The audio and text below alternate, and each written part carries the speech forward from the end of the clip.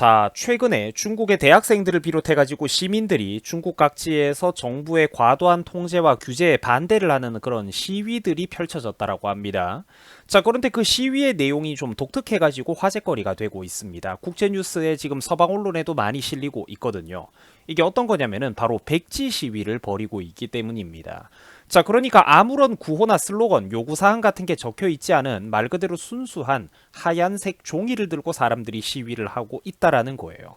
자, 중요한 거는 이런 백지 시위 퍼포먼스가 점점 더 중국의 수많은 지역으로 퍼져나가고 있다라는 것입니다. 자, 굉장히 좀 흥미로운 사건이고 우리나라에도 시사하는 바가 있기 때문에 제가 이거를 한번 중요하게 정리를 해봤습니다.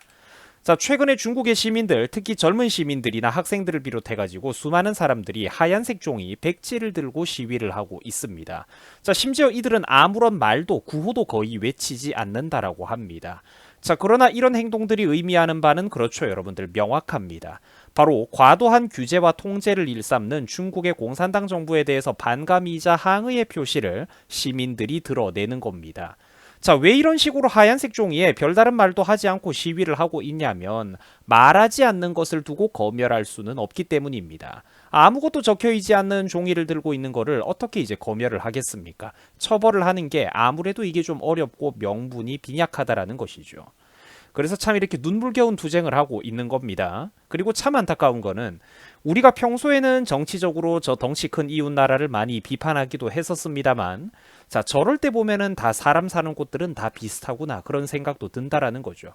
그 나름대로 거기서도 깨어있는 사람들이 있기는 있다라는 거죠.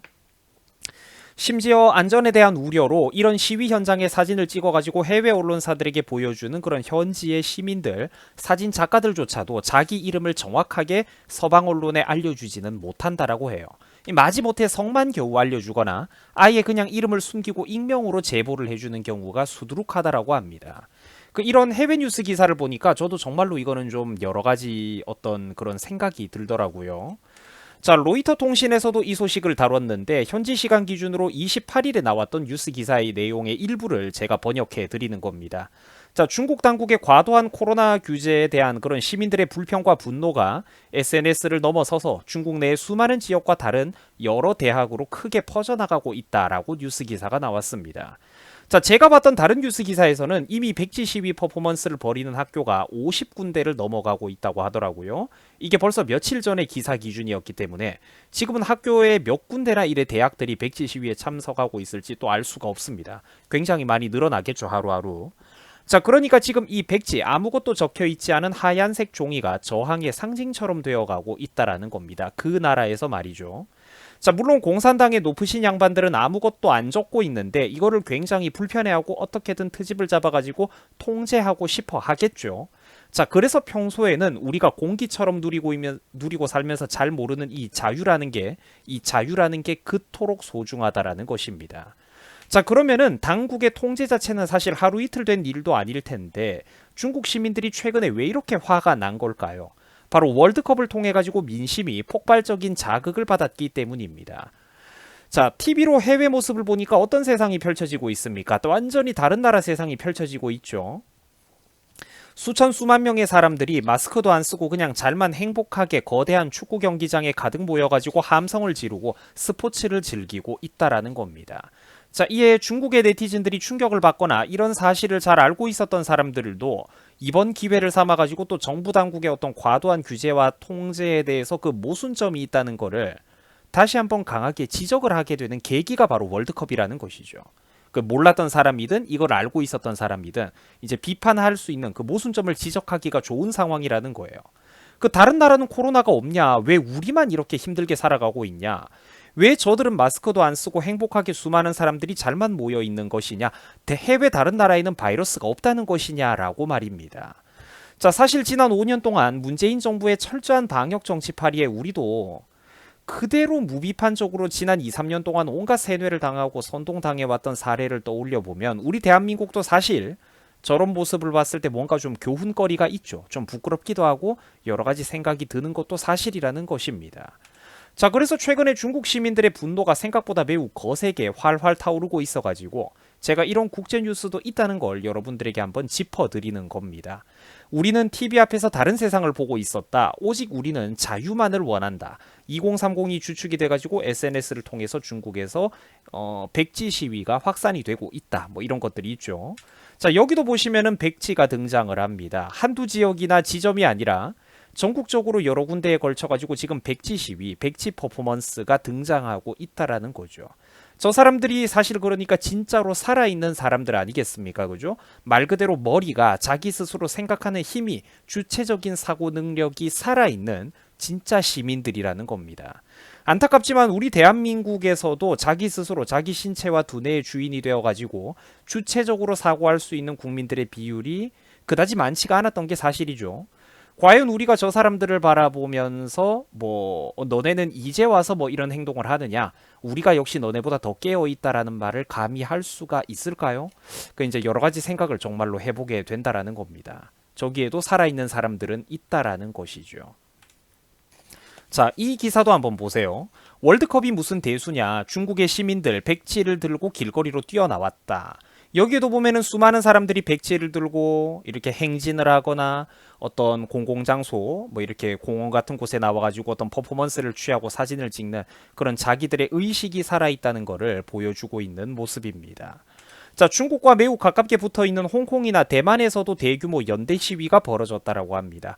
홍콩의 프리프레스라는 HKFP에서는 홍콩대에서의 시위 소식을 전해왔는데, 홍콩대에서는 전날 오후에 학생들이 대규모로 모여가지고 백지를 든 채 중국에서 벌어진 시위에 대한 그런 지지와 연대를 표명하는 침묵 시위를 크게 펼쳤다라고 합니다. 자, 사실 참 보면은 대단하면서도 동시에 안쓰럽죠. 검열당하고 끌려가는 게 두렵고 걱정이 되지만 또 시민으로서 목소리는 내고 싶고 답답하니까 저항정신은 살아있고 주체적인 사고의식이 살아있는 사람들은 답답하다라는 거죠. 그러니까 아무것도 적혀있지 않은 흰색 종이를 들고 심지어 말도 한마디 하지 않으면서 시위를 한다라는 저게 참 한편으로는 얼마나 대단하면서도 동시에 안타깝고 안쓰럽습니까? 그죠? 그 대만 타이페이 자유광장에서도 백지와 촛불을 든 사람들이 순식간에 모여들어서 중국에서 벌어지고 있는 학생과 시민들의 백지 시위를 지지하는 연대 시위 행사가 크게 벌어지고 있다라고 합니다. 자, 그리고 제가 조금 늦게 알려드리는 건데, 사실 이런 백지 시위가 가장 처음 촉발된 것은 월드컵 말고도 매우 중요한 사건이 하나 더 있었습니다. 두 개가 지금 같이 맞물려가지고 돌아가고 있는 건데, 어떤 사건이냐면 지난 24일 당시에 유튜브에서는 제가 감히 이름을 언급하기가 걱정되는 어떤 지역의 한 아파트에서 화재로 수많은 사람들이 목숨을 잃거나 다치는 일이 벌어진 적이 있었습니다. 자, 그 지역은 공교롭게도 지난 8월 달부터 대부분의 지역들이 강력하게 봉쇄되어 있던 상태였다라고 하죠. 문제는 그런데 저 화재가 정부 당국의 이런 강압적이고 규합적인 그런 봉쇄로 인해서 제때 진화되지 못하게 됨으로써 인명피해가 커졌다라는 어떤 그런 부분들. 이런 것들에 대한 이제 비판적인 주장이 SNS를 통해서 급속도로 퍼져나가고 있다라는 겁니다. 화가 나겠죠, 사람들이.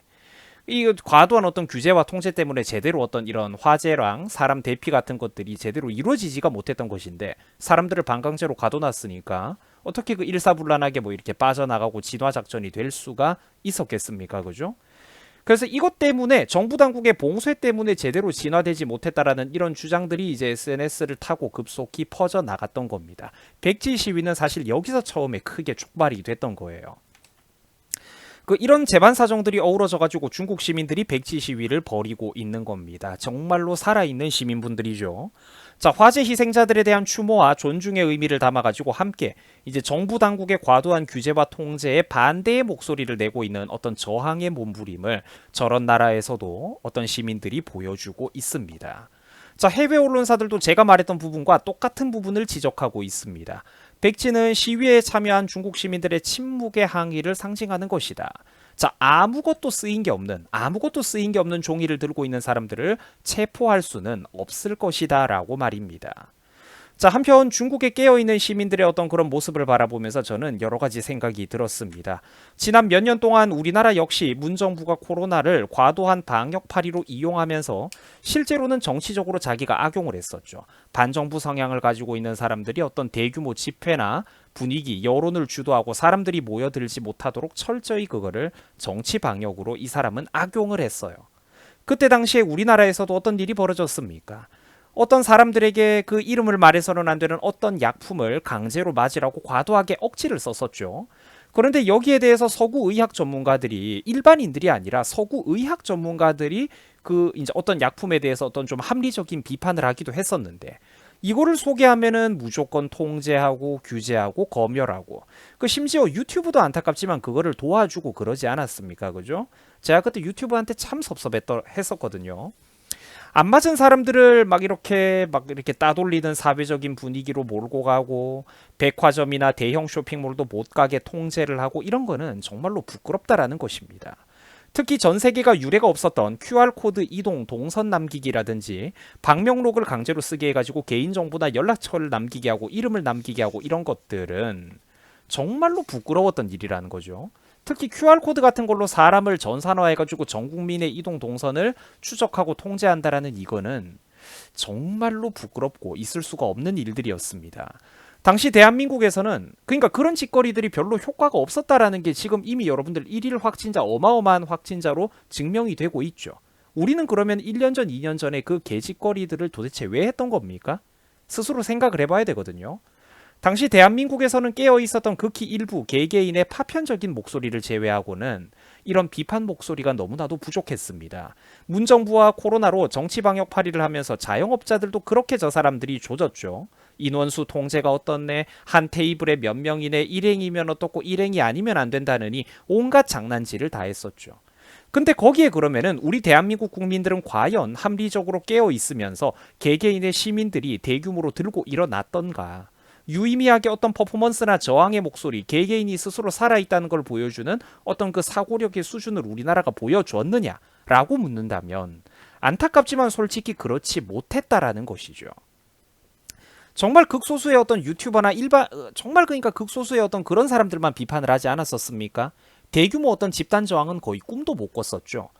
코로나 사태를 두고 정부의 과도한 통제나 규제에 대해서 그 나라에서 국민들의 저항이나 합리적인 의문의 목소리가 대규모로 제대로 들고 일어났던가 아닌가를 두고 전 세계 주요 수십 개 나라들에게 어떤 그 민도의 점수를 매긴다면 제가 바라볼 때 감히 전 세계 꼴등은 우리 대한민국이었습니다. 이걸 부정하면 안 돼요.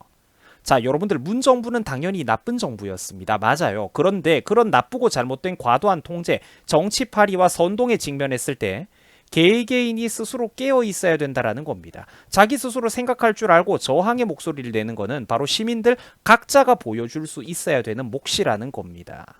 그런데 우리나라는 깨어있는 소수의 사람들을 매도하고 오히려 따돌리고 뭔가 이상한 사람, 이기적인 사람으로 매도하기 급급했죠. 결국 여러분들 1년, 2년, 3년에 가까운 세월이 흐르고 나서 누가 맞았고 누가 옳았습니까? 부끄러운 일 아니겠습니까? 마땅히 그 올바른 이웃들의 목소리에 귀를 기울이면서 그들이 국민 여론을 가르치고 이끌어주는 그냥 선도할 수 있도록 오히려 사람들이 뭔가 좀 이제 태도를 바꿔야 되는 것 아니겠습니까? 과거에 우리 주변에서 바른 목소리를 내던 소수의 이웃들 분명히 있었다라는 거죠.